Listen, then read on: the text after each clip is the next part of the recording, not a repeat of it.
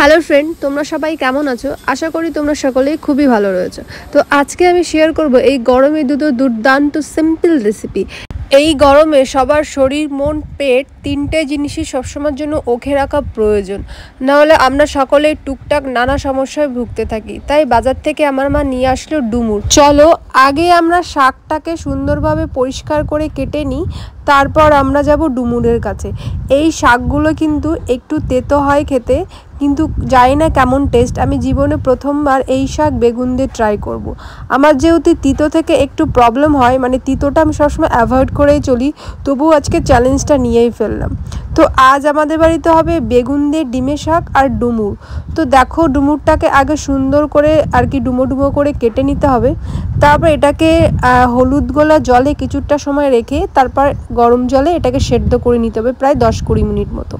তারপর ওটাকে আলাদা জায়গায় রেখে সুন্দরভাবে মশলাটাকে করে নিতে হবে। আর দেখো, এখানে আমি মশলার সঙ্গে সঙ্গে বেগুন আর আলু কেটে ফেলেছি। বেগুনটা কেটেছি আমি শাকের জন্য, আর আলুটা হচ্ছে আমার ডুমুরের জন্য। যে কোনো জিনিসই যদি হলুদ দিয়ে সেদ্ধ করা যায় তাহলে কালারটা অসাধারণ আসে। তো দেখো, এটার ফাইনাল কালার সেদ্ধ করার পর সত্যি কথা বলতে কি দেখতে অপূর্ব হয়েছিল।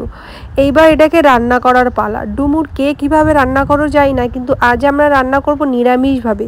আর ডুমুরটাকে নিরামিষভাবে রান্না করলেই বেশি টেস্ট লাগে। তো ফোড়নে আমরা তেমন কিছুই না, ফোড়নে দিয়েছিলাম জিরা ফোড়ন আর একটু গরম মশলা, মানে দারচিনি। তো এভাবেই রান্নাটা কমপ্লিট করেছি আমরা। যে রান্নাটা স্টার্ট করার আগে বলে রাখি কিভাবে আমরা এই ডুমুরটা কমপ্লিট করেছি। এটা হচ্ছে নিরামিষ পদ্ধতি। এখানে নর্মাল যে আদা, জিরা, শুকনো লঙ্কা বাটা, একটু দারচিনি দিয়ে এই রান্নাটা কমপ্লিট করে ফেলেছি। এভাবেই নিরামিষ ডুমুরটা রান্না করতে হয়। সত্যি কথা বলতে কি এই ডুমুরটা নিরামিষভাবেই বেশি টেস্ট লাগে, পেঁয়াজ রসুনে একটু আলাদা রকমই লাগে। তো যাই হোক, দেখো মশলাটাকে আমি সুন্দর করে কষিয়ে নিয়েছি। এরপর আমরা যে সেদ্ধ করা ডুমুরটা রেখেছিলাম সেটার উপরে ভেতর দিয়ে কিছুটা সময় কষিয়ে তারপর জল দিয়ে ঢাকা দিয়ে দেবো। তো তোমরা কে কীভাবে রান্না করো, রান্না করতে পছন্দ করো, কে কীভাবে খেয়েছো, সো প্লিজ আমাকে জানিও। আমরা কিন্তু যখনই ডুমুর রান্না করি এভাবেই রান্না করি।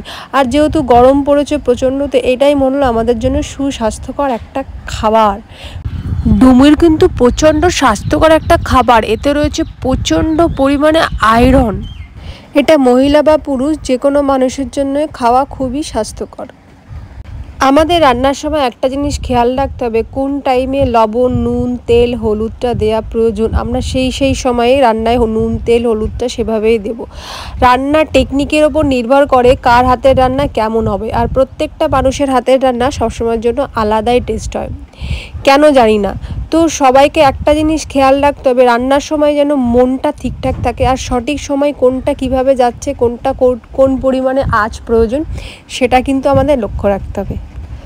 আমার মনে হচ্ছে কষানোটা প্রায় হয়েই এসছে। এবার আমরা জলটা দিয়ে দেব। তো মিক্সিংয়ে যে আর কি মশলাটা ছিল তার সঙ্গে জল অ্যাড করে আমরা দিয়ে দিয়েছি। তো এখানে ডুমুরটা একটু হতে থাকুক। তো আমাদের আবার নেক্সট প্রিপারেশন, যেহেতু আমরা শাকটাকে কেটে রেখেছিলাম, ধোয়াও কমপ্লিট, আর তার জন্য বেগুন আর লঙ্কা, কাঁচা লঙ্কা ফেলে রেখেছিলাম, তো ওটাকেও প্রিপারেশন করা হচ্ছে। ওদিকে আমার দিদি এই প্রিপারেশনগুলো করছে, আর আমি তোমাদের সামনে ভিডিও প্রেজেন্টেশন করছি। আর একটা জিনিস আমরা দিতে ভুলে গেছিলাম, সেটা হচ্ছে পলসি। এই গরমে আমরা যে কোনো খাবারই খাই না কেন, ডাল বলো, যাই বলো, কচুরলতি বলো, সব কিছুতেই আমরা একটু পলসি বা তেঁতুল দিয়ে খাচ্ছি। যেহেতু প্রচণ্ড গরম পড়েছে, তো তেঁতুলটা মুখের জন্য রুচিকর এবং স্বাস্থ্যকর এই সময়ের জন্য। তো সত্যি কথা বলতে কি ডুমুরের সঙ্গে পলসি ব্যাপারটা সুন্দর গেছে, অসাধারণ গেছে। আর পলসি দিয়ে তোমরা খেতে পারো, যে কোনো রান্নাই খেতে পারো, খেতে টেস্টটা সত্যি অনেক আলাদাই হয়। কে কীভাবে খেয়েছো কি না জানি না, কিন্তু ডুমুরটা যদি তোমরা একবার পলসিতে ট্রাই করো তাহলে আমার নাম কিন্তু আর একবার নিতেই হবে। তো প্রায় হয়ে এসছে এদিকে ডুমুরটা, অলমোস্ট ডান। তো এটা দেখো ফাইনাল লুক কেমন হয়েছে প্লিজ বলো। গরমে একদম ধোয়া উঠছে। এটা রুটির সঙ্গেও খাওয়া যাবে, গরম গরম ভাতের সাথেও পরিবেশন করা যাবে। তো চলুন আমরা নেক্সট রেসিপিতে যাই। এবার করব আমরা ডিমের শাক আর বেগুনের ঝোল। তার আগে কিছু ফোড়ন দিয়ে, কালো জিরা বা জিরা ধনিয়া কিছু একটা ফোড়ন দিয়ে তারপর এতে বেগুনটা দিয়ে দিতে হবে। কিছুটা সময় জ্বালানোর পর কাঁচা লঙ্কা চিড়ে, নুন, হলুদ পারফেক্ট ঠিক সময় মতন দিয়ে লাস্টে তোমরা শাক দিয়ে ওটাকে নামাবে। সত্যি কথা বলতে কি এই যে শাকটা আমি সত্যি কখনো খাইনি, আর আজকে মনে যেহেতু সবার সঙ্গে এটা তুলে ধরছি, তো নিজে টেস্ট না করে অন্য লোককে আমি কিভাবে বলি যে এই শাক তোমরা একবার টেস্ট করে দেখো, ট্রাই করে দেখো। তো কি বলবো, খুবই ভালো হয়েছিল, তোমরাও একবার করে দেখো।